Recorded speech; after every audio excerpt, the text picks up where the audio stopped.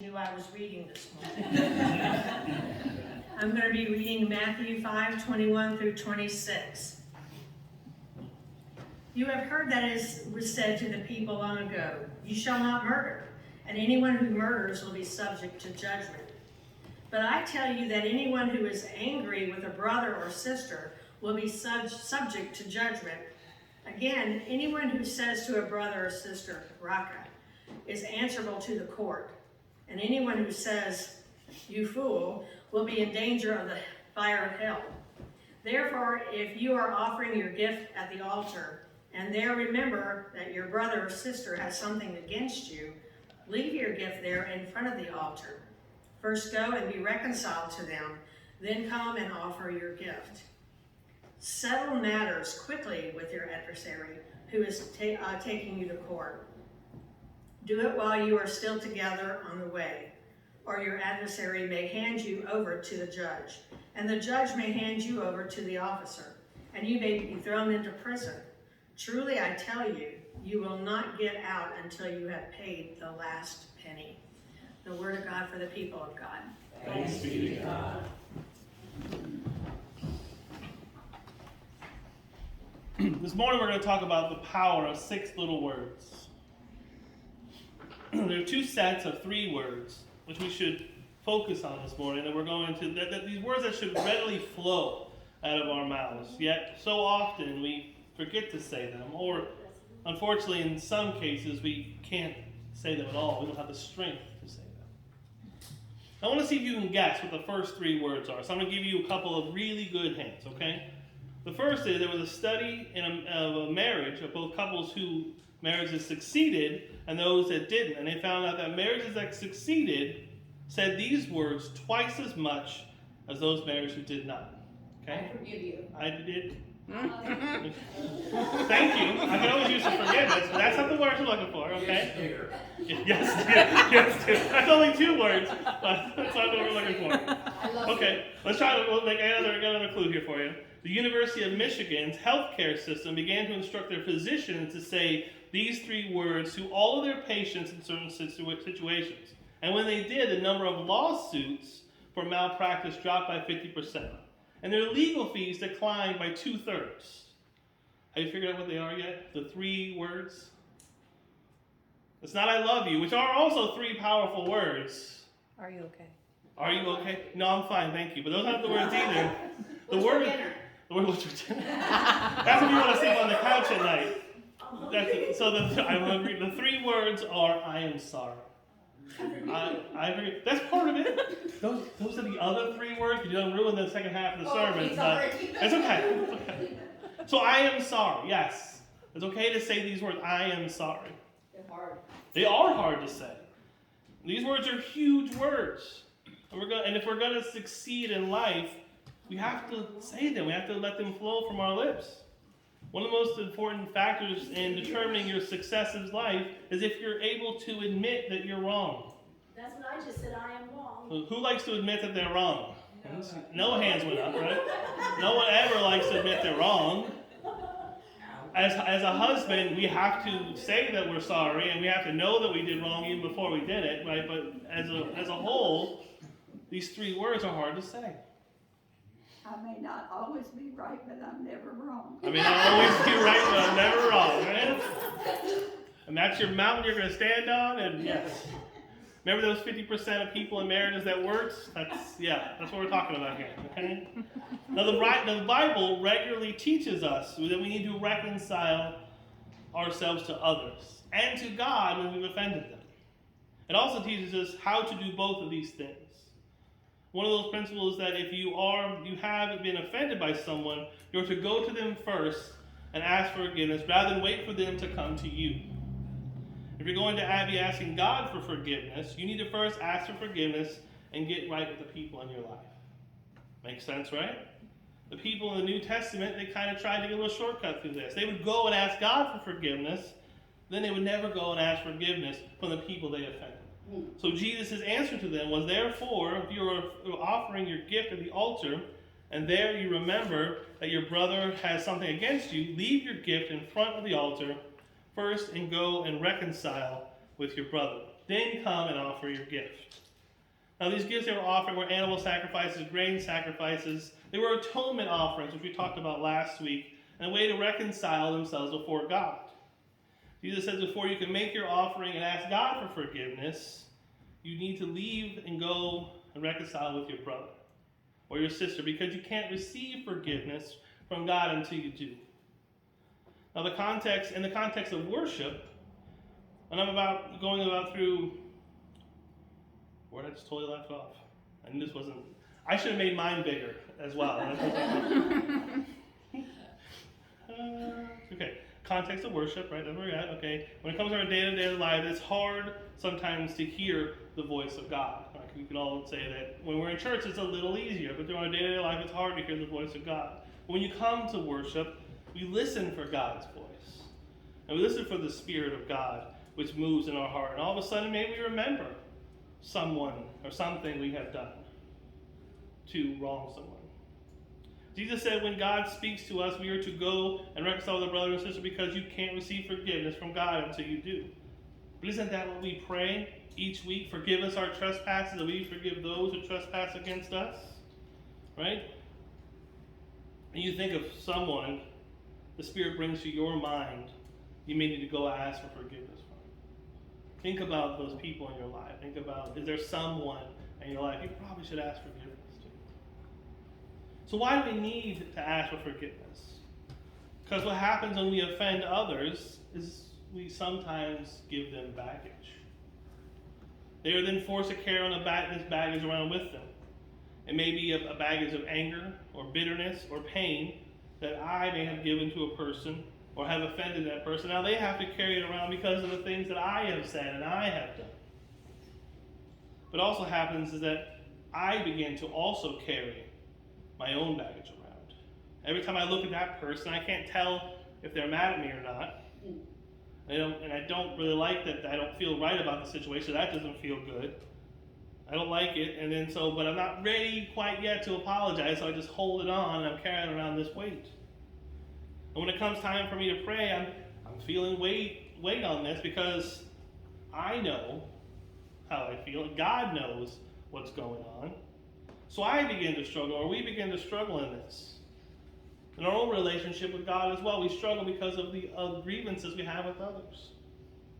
Here's the thing, I can try to go on with my life pretending everything is normal, but this weight will weigh on you. I can't enjoy life quite as much as everything because of this weight.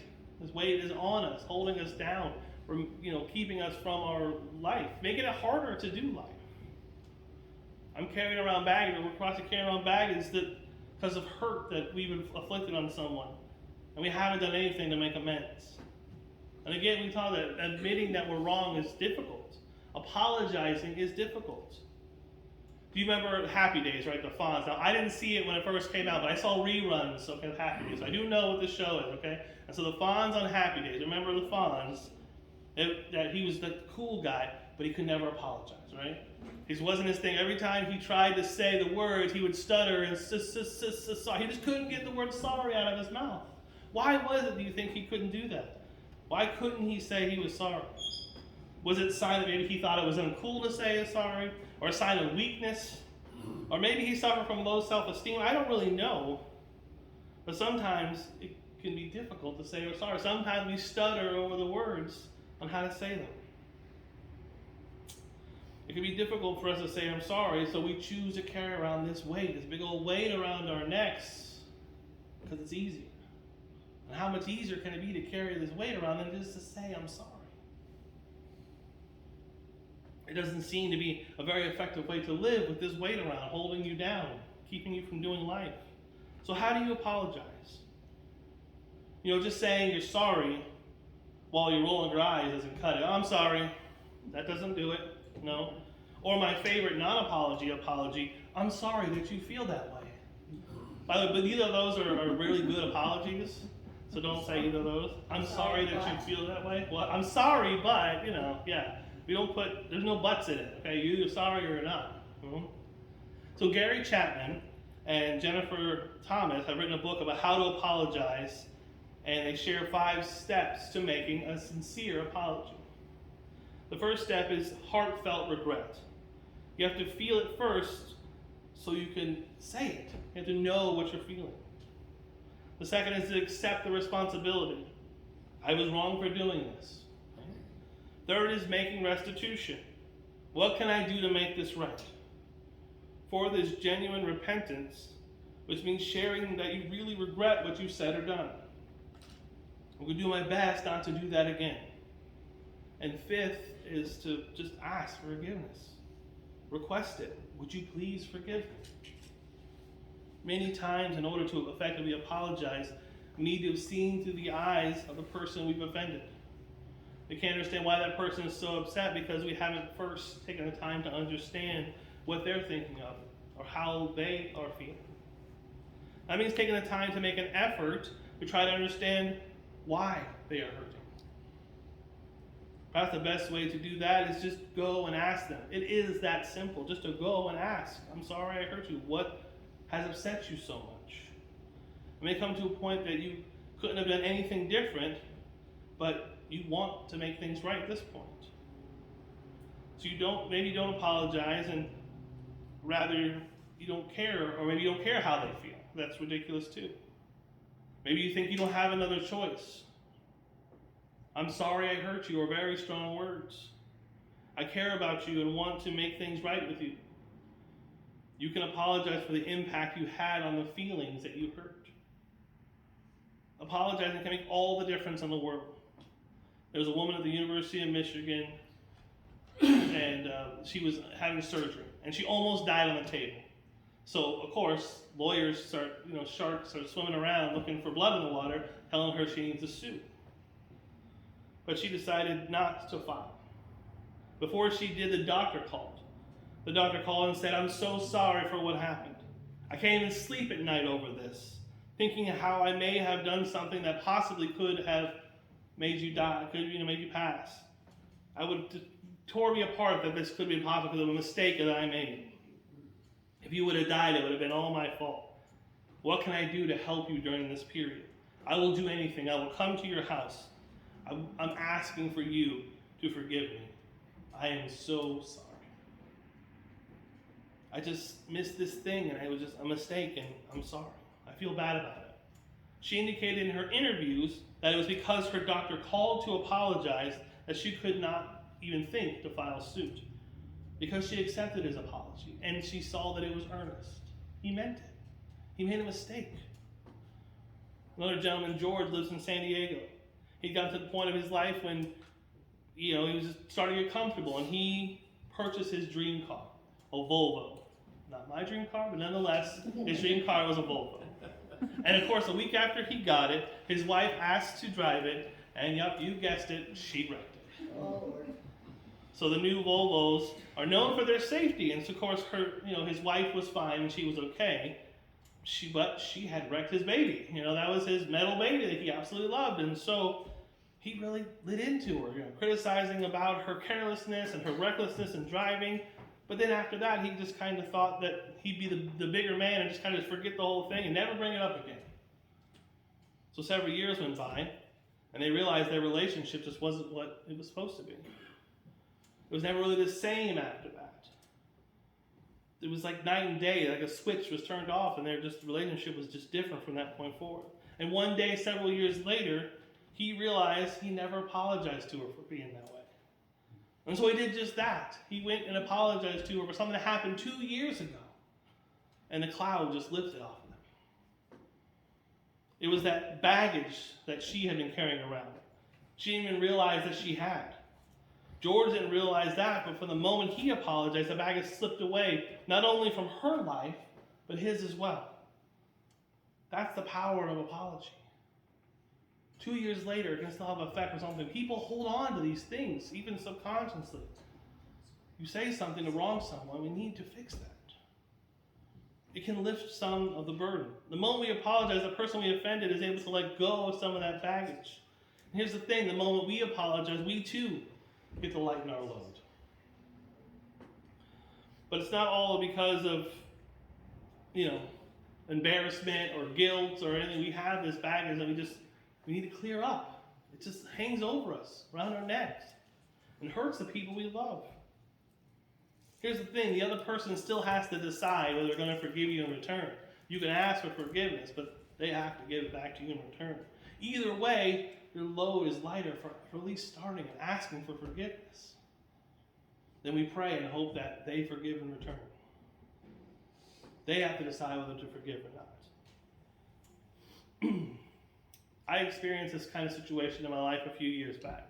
I guess maybe I just kind of put the story in place here. I grew up in a church in Brooksville, and so when high school ends, I went to college, went off in my life, and then I got back into the ministry many years later, and I found out that they were looking for a youth pastor at the time. And so I applied, and of course they hired me, and so all these people I've known since I was a kid. I was the loud kid in the back, sitting in the pew, kicking the people in front of me. You know, that was me growing up, and now I'm the youth pastor. And so there was things we were dealing with. Okay, so we had this person in the church who was the head trustee.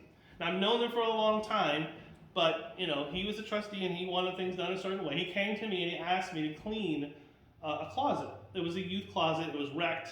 Kids had messed it up, and it just needed to be straightened up. And asked me if I would take care of it. Now, this is a closet that hardly anyone ever used, but it was there. It was a youth closet. It was a kid, so it was my territory. No one else went in there. It was just my stuff. I told him I'd take care of it, and I'd get onto it as soon as I could. Well, 2 weeks, 2 weeks later, I still didn't clean the closet. No. So 2 weeks go by, and we come to a council meeting, and sure enough, he stands up at the council meeting and says, "Chris never cleaned the closet I asked him to clean." Now, that upset me. I mean, really upset me. Because if he just came to me and talked to me, we could have, you know, hey, I was busy, I didn't get a chance. I didn't know it was that important on his list that it had to be done right then. So he called me out in front of this whole church, and it really upset me. So at home, I went home that night, and it's just still brewing. I just couldn't get over it. So I called him the next morning and said, "Hey, can we meet? I'd like to talk to you." And so we met, and we talked, and I told him what had happened the night before. I told him that I was upset, but I told him that I didn't want to live with this anger. I didn't want to be mad at him. I wanted to tell him how I felt. He immediately started to cry. He had no idea that he wronged me in any way. He was just really cared more about making sure it was straightened out. He didn't think of how that would affect me. He cried, we hugged, we embraced, and that day our relationship changed. We were always friends, but a real friendship grew out of that.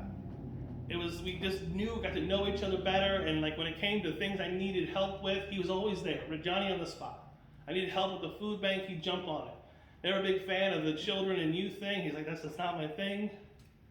He comes to me and says, "Can I help you with VBS this year?" Like our relationship changed. And to this day, I still talk to him once, maybe twice a month. I mean, he's far away, but we still talk to check in on each other. Relationships change when we forgive. We ask for forgiveness, which leads us to the next 3 words. I forgive you.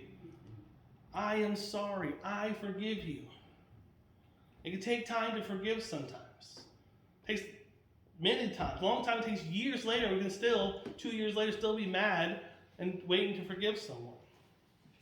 Paul writes in Colossians 3:13, "Bear with each other and forgive whatever grievances you have against one another. Forgive as the Lord forgave you." The fact that we are continually doing things that rub people the wrong way, and we're unwilling to bear with it with each other and put up with it, it starts adding baggage to us as well. When someone annoys you, it adds its baggage as well.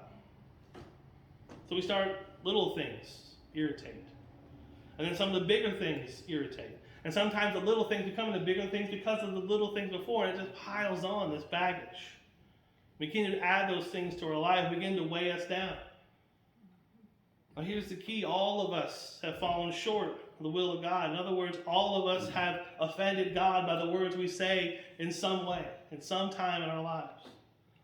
The thoughts we have had, the things we do, these things have fallen short. But because of the grace of Jesus Christ, we've been forgiven. And because we have been forgiven, we need to forgive others. I understand. Again, easier said than done, but we need to do it. It's hard.